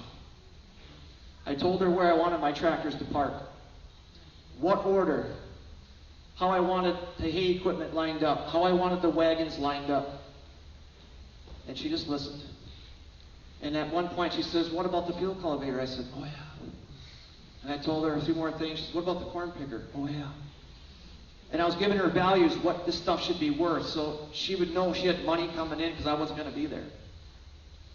It was a tough day. I told her if the auctioneer doesn't want it my way, fire him, get somebody different. I said, I want to look down, I want to see it how I wanted it. I told her I wanted my siblings in one room to say goodbye, and I wanted to give them all each something. And I asked her, are you okay with that? She said, whatever you want. And I said, but you understand, if I give them something, that's one less thing you could sell for money. I was worried that what was going to happen to her. You have no idea what it felt like. January 5th, I got my trach removed. That was pretty awesome. I remember asking the guy, is it going to hurt? And I kid you not, he looked at me and he goes, I've removed over 300, I haven't felt a one. That was not my reaction. But he thought he was a wise guy. He said, it's not going to hurt, you're not going to feel it. My wife never left my side. They pulled that thing out, he says, here it is. I said, you're kidding me. Another thing, I didn't even know I had it until I saw the pictures. I really didn't even know it was there.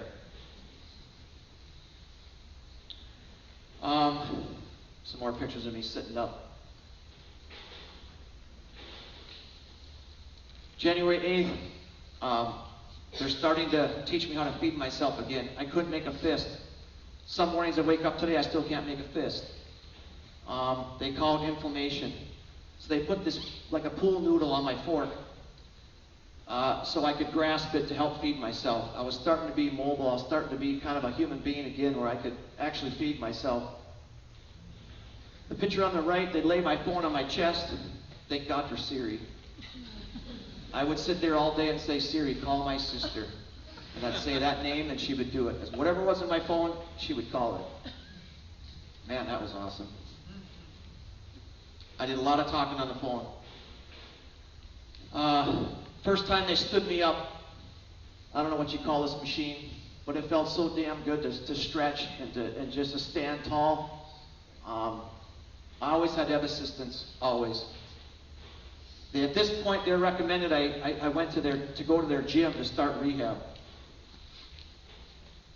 Started to get awesome hospital food. You know where I'm going with that. January 10th, I'm still on, I think, floor 3. And they said, we think you're a perfect candidate to start rehab to get you to floor 7. What floor 7 is, it's a heavy rehab, 2 hours in the morning, 2 hours at night. If you didn't perform, boom, you're gone. Someone else had to come in. There was 18 people waiting for that spot when I was told I'd get that spot. It's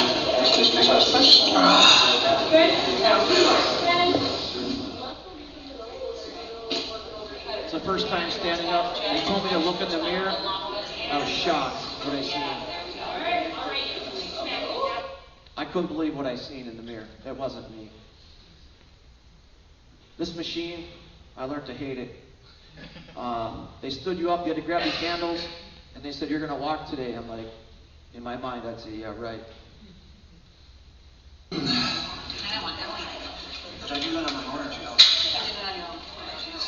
If you watch my left foot, it's called drop foot. I could not pick up my foot. It just drug behind.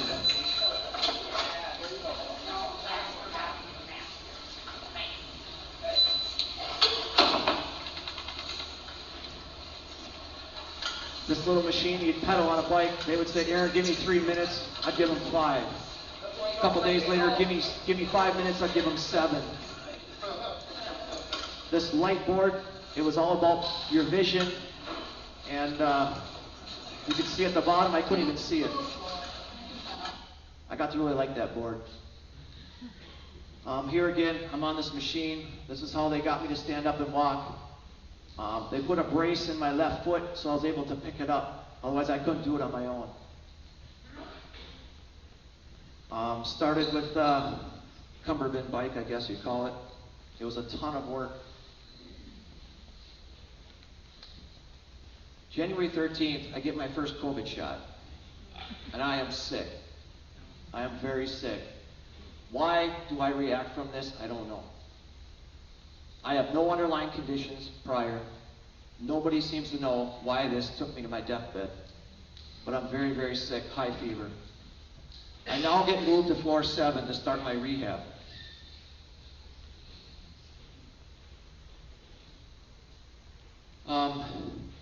starting to tell people my tower story. Remember my tower story? And a nurse came in and she said, I'm going to be your nurse for the next 14 days. Who's my nurse after that? They said, you're going to leave the hospital in 14 days. You'll be walking. Okay. I proceeded to tell her my tower story. How I climbed this tower and my aunt went and got my mom. And she put her hand over her heart. She says, you're going to make me cry. She says, can I share this with my father? He's very, very religious. I said, absolutely.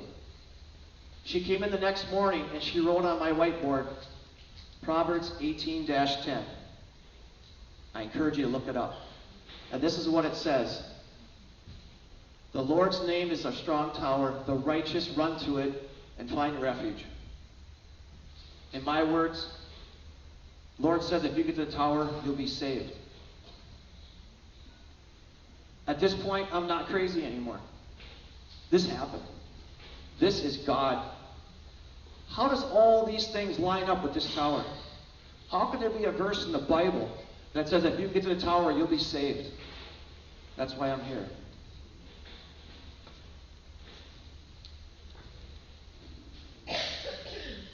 Some more rehab. I couldn't even lift 1 pound. I had struggled to lift my one arm. It was horrible. You can see my muscles are gone. It's horrible. I came in one morning for rehab and I said, I'm not doing that stupid machine. She says, what do you mean? I said, I want a walker. They go, you're not ready for a walker. I said, I want a walker. I said, you can put 3 people on the side of me. I don't care. The wife can push a wheelchair behind me. I grabbed that walker and I started to walk.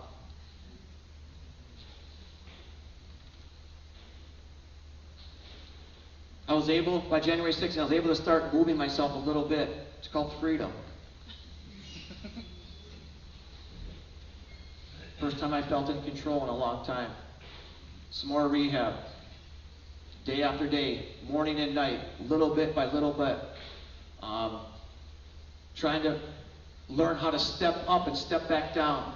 I couldn't walk. I couldn't do anything. I had to climb stairs before I went home because I told them I had stairs in my house. And I said, if I can't walk steps, I'll crawl them. They said, you don't crawl as an adult. You have to learn how to walk first. It's really hard to crawl, trust me. This is the priest that came in my room that gave me my confession. He came back to visit me after I was awake, Father Andrew. And he said, it's good to see you on the other side. I still struggle with what that means. He visited me before I went into a coma. I was told he visited me during my coma, and he visited me after. And somewhere along the line, I was told he gave me my last rites.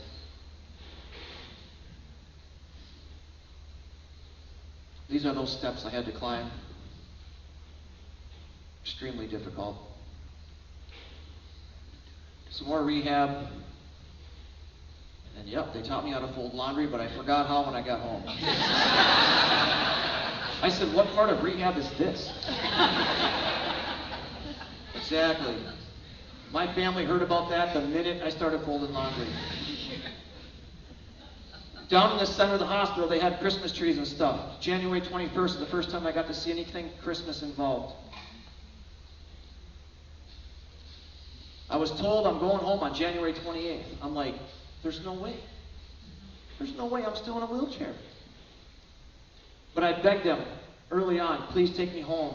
I won't be too much work. I will just take me home, take me home. I was missing my animals, I was missing my home. It was so exciting. January 24th, I'm walking with a walker pretty good. I got really weak hips. I waddled like a duck is how I told people.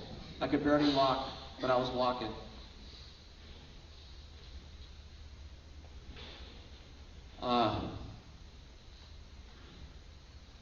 It's me walking through the lobby.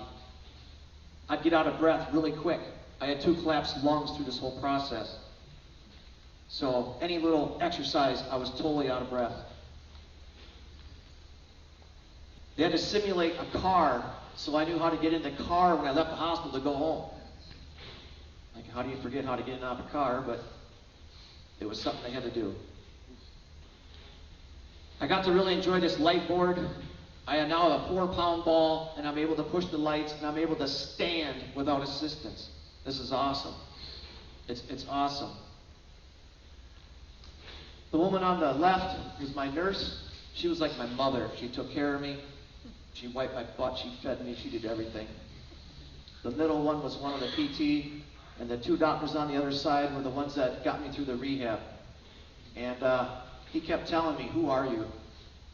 They couldn't believe my progress. And I believe it was from the power of prayer. I truly, truly believe it. All these people helped me with my mental health. They cheered me up when I was down. The day before I'm going home, just hanging out in my room. It had only been 14 days since I started rehab when they stood me up out of a wheelchair and said, "We're going to teach you how to walk." It was only 14 days. I've been in the hospital 71 days at this point. You talk about going nuts. It's go home day, and I'm happy. Before I left, they told me they're going to pull this feeding tube out. I said, "Is it going to hurt?" "No, you won't feel it." "I want every drug you got." Oh, they gave me something heavy. A lady came in the room. She had two assistants with her. She said, "Do you mind if they observe?" I said, "Yeah, get this out of here." And when I saw her grab that hose and her whiteness in her knuckles, I looked away. And she pushed down real hard and she pulled that out. Yeah, the cows came home. It had a big U shape on the end, and I said, "How did you get that in there?" And they said, "The day we gave you your trach, we had you swallow that on a wire. And we fed it through your side and pulled that wire through so that mushroom held it inside." I said, "I don't want to hear anymore." I started to get anxiety again. I'm supposed to be happy I'm going home. I'm starting to realize I'm afraid to go home. What am I going to do at home? Everybody takes care of me here. People come in every 2 hours, during the night, all hours of the night. "How are you? How are you? Can I get you something?" I'm afraid to go home. I'm afraid to look out the window, watch my brothers, watch my neighbors load wagons of hay so my wife can deliver them. Let me tell you something. I've had nephews and nieces, I had neighbors come together. When I left, I had 8,500 bales in my shed and over 4,000 in my barn. When I got home, the sheds were damn near empty. People came together and they loaded wagons for me, for my family, so my wife could keep my farm going. It's amazing. I'm overwhelmed with the response of the community. Whether you opened your wallets to help us with bills, whether you prayed, whether you offered to help, I felt it. I want you to know I felt it. One of the things I told her when I woke up from the coma, I started to talk, and I said, "Is there people praying for me?" She says, "Oh, you have no idea." And I said, something had grabbed my hand in my coma, and I could feel people praying for me. I could feel it. You have no idea. I'm supposed to go home. I'm very nervous. My wife comes down the hallway. I'm standing by the doorway as a normal human being. She's like, "Oh my God, look at you." I said, "Let's get out of here."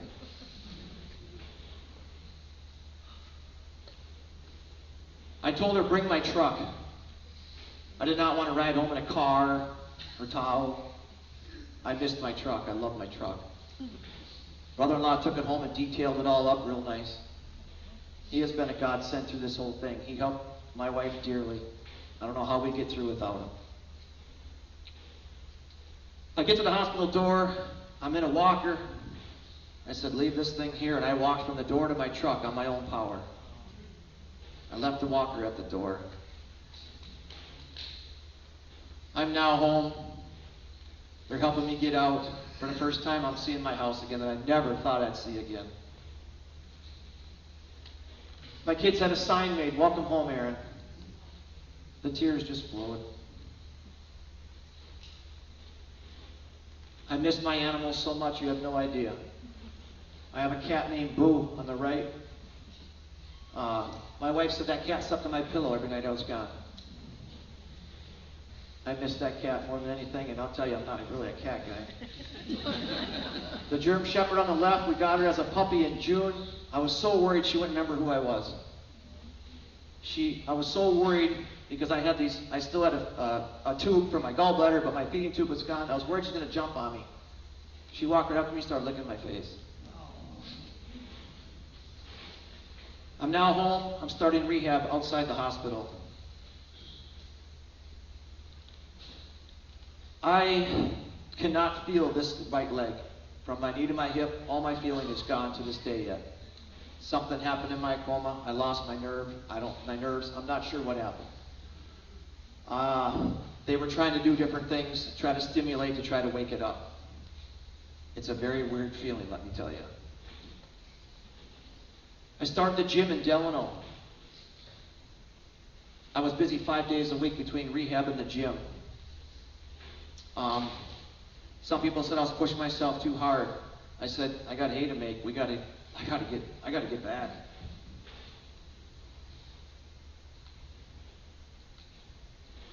Some more rehab. When I first met this gal, I was in a walker, wearing sweatpants. Jeans hurt my skin. I was very sensitive. I couldn't shower. The water hurt. I was very sensitive. She taught me how to get balance, different motions. March 14th, I did a lot of sitting on the couch up until then and watch cars go by. And I'd question, why did I wake up? I'd have my good days, I'd have my bad days.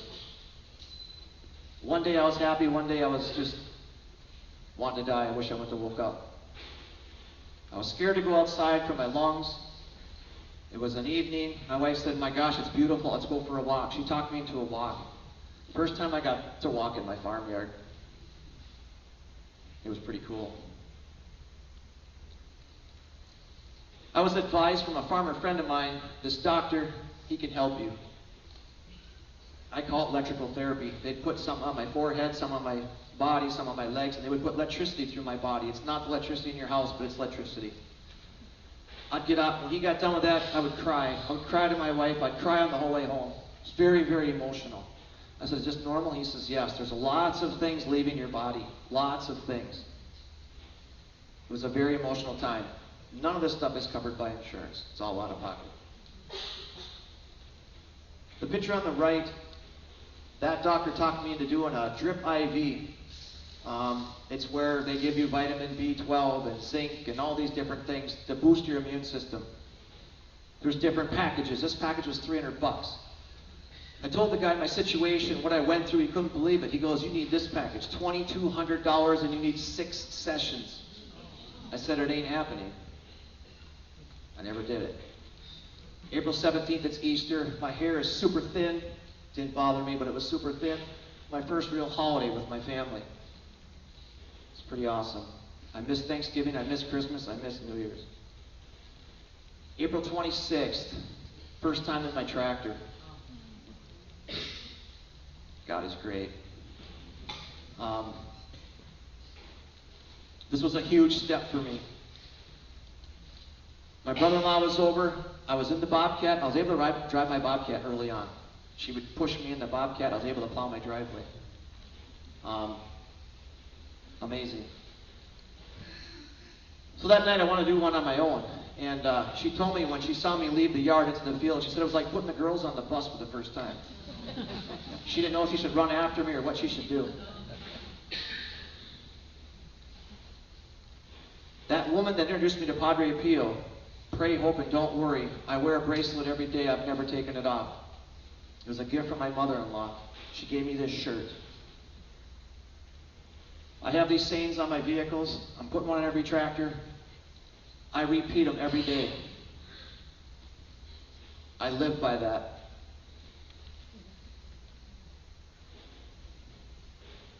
This picture was taken by my nephew's wife. While I was in my coma, she had a dream. My nephew was very scared for me. And she had a dream. She says to him one morning, Aaron's going to be just fine. She said, I had a dream someone came from heaven and helped him. I was still in my coma. It's amazing. A few days later, she woke up and saw this, took this picture, and if you look close, there's a cross in the sky. They actually gave me a canvas picture of that just today. It's going to hang on my bedroom wall. Thank you very much. This is a picture of me today. I've got a shirt. It's a good day to be alive. I want to back up for a minute. I was home, and we were supposed to head back to the hospital to get my gallbladder tube removed. And I received a phone call from a gentleman that's retired. He used to work up at the dealership that we do business with. He knows my family. He knows my father. He says, "Holy shit, what happened to you?" I told him my whole story. He says, "You're kidding me." He goes, and I have it on speakerphone, my wife is driving, and he says, "Wow, can I tell you where my mind just went?" I said, "Please." He says, "Aaron," he says, "when your dad got rid of his cows, he took up fixing bicycles, right?" I said, "Yes." And he says, "I truly believe your dad gave you those handlebars and those bike seats to climb that tower to get to your mother." And I looked at my wife, and it was like, are you kidding me? I didn't hear that until after I was home. Again, how do these stars keep lining up? I don't know. I don't know. My family started praying this healing prayer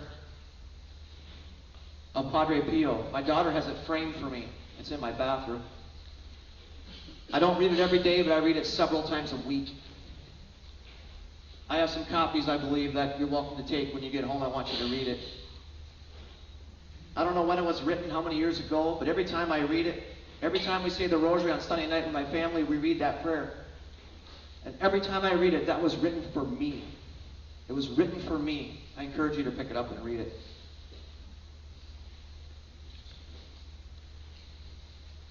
I've had multiple dreams since I've been home. I had a dream a snake was chasing me one day. I was at my workplace at the time. I ran in the bathroom, it snuck under the door, and came in there, I woke up. I tell my wife these dreams, they're crystal clear. She would Google them. And they would say stuff like, "You're trying to run away from a dark past," or "You're trying to run away from something." Yeah, I'm trying to run away from all this. I dreamt one day where me and my daughters and wife were riding motorcycles.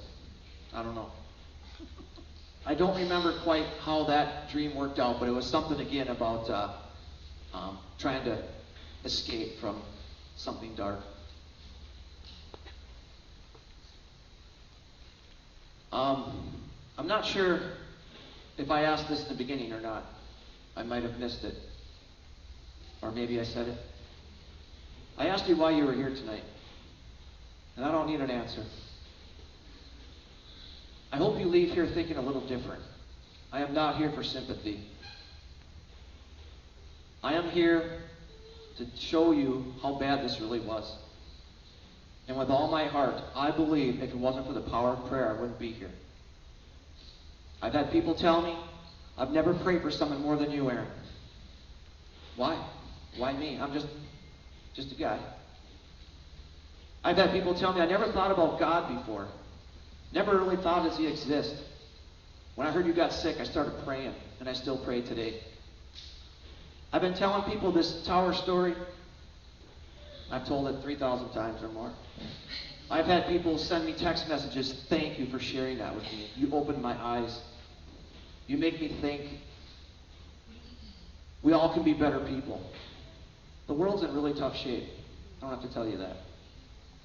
But everything I went through here, and for me to be standing here in front of you, especially this long, over 2 hours, it's a miracle.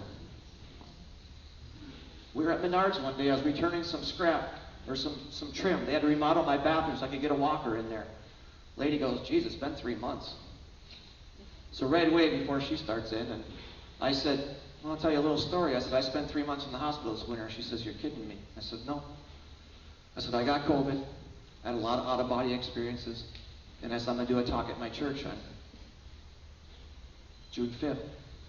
She says, "Wow, that's powerful. What a testimony." Total stranger. Total stranger. This has been happening to me a lot. We were just up at the gas station the other night. This trucker comes walking in. I'm in my truck ready to leave, and he says, "Hey there, how you going? How's it going?" I said, "Good." Thought it was kind of odd. I said, "How are you?" He says, "It's good to be home in Minnesota. I was born and raised in Watertown." He didn't have to say anything to me, but he did. I was at the butcher shop picking up meat just the other day. There was a car right up front, and I saw a wood cross hang from the rearview mirror. And I'm loading beef into my truck. Their son's helping me because I can't lift much. And this guy comes out, makes some small talk with me. I told him I'm a grower. This wasn't all for me.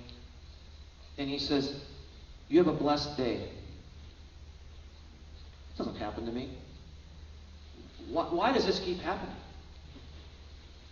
I want to tell you a quick story before we end the night. The day I was hauling manure, I had a guy pull in my driveway. I don't want to get too technical because he's probably, I don't know if he's here or not. He says, "Can I get 6 bales of hay to shoot my bow and arrow at?" I said, "Yeah, pull up to the barn." I said, "Oh," I was able to get the barn door open. I said, "You're going to have to help yourself. I'm on a weight restriction." He says, "It's been a rough winter." I says, "Tell me about it." He starts talking. 50-year-old man, tears coming down his face. I'm thinking, what's going on? I'm the one that's vulnerable right now. I did a lot of crying. I still cry. I still cry every day. I cried a lot before they started here today. He starts telling me his dad died when he was 13. His mom remarried. His dad was very abusive to him. And I'm thinking, really? He continued talking, wiping his tears. He says, "How was your winter?" I told him. He couldn't believe it. And he says, "I want to tell you something before I leave." He said, "I woke up this morning and I told my wife," he said, "I'm not going to work today." She says, "What do you mean you're not going to work?" He goes, "God told me something good's going to happen to me today." I looked at him and I said, "Did it happen?" He said, "It's you." I got the goosebumps. I got the goosebumps right now. I said, "Me?" He goes, "I have never told another man this story." And he said, "I struggle with it, and I struggle with it." He told me one day at work, he's a painter, and one of his Mexican friends come up to him and he says, "I can see pain in your eyes. Can I pray over you?" He says, "Get away from me." He didn't believe in God at the time. The 4th time that day that guy said that to him, he finally gave in. He goes, "Fine." The guy says, puts his hands on his shoulder, said a prayer over him. He says, "Aaron, something hit me in the chest. It was like a tennis ball. I looked around, I couldn't find it." On the way home, he looked in the mirror, he saw himself crying. He's like, "Why am I crying?" Something happened to this guy. He tells me today he reads the Bible cover to cover.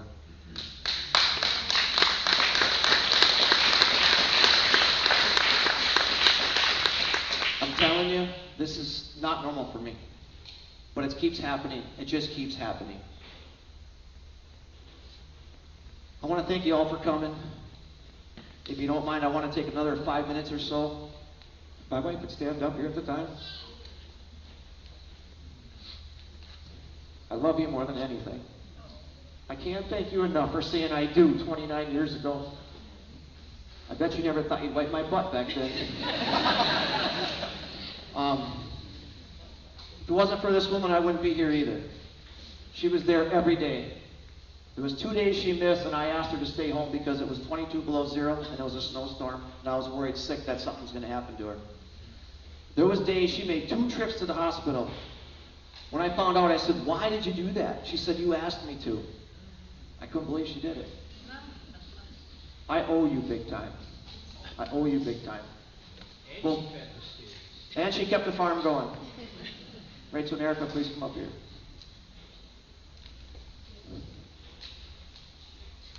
You guys are amazing. I can't thank you enough. I am so blessed to have you both as my daughters. I'm so very, very proud of you guys. And it isn't just words. I mean it. I mean it. You guys stood by me. You gave me hope. You gave me strength. When I was talking suicide, you talked me out of it.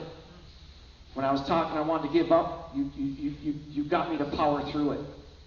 I couldn't have done this without you guys. I just can't thank you guys enough. Give me a hug.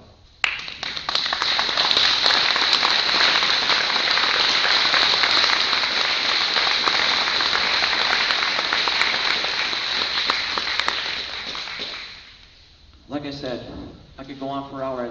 I love to talk. I didn't think I could get through this. But I want to encourage each and every one of you when you brush your teeth at night, look in the mirror. Ask God if you're ready to go. You're not. None of us are. None of us are. And my message here tonight is to believe and you'll receive. Please, I'm begging you. I've had images of people standing outside the fence at heaven waiting to get in. I've had images of like a picture. They only had to do 5 things and they could have been in there enjoying themselves. Be better people. If not, do it for me. A reason I'm here is I wanted to share some of this, and I hope to God I got my message across. I'm just a guy.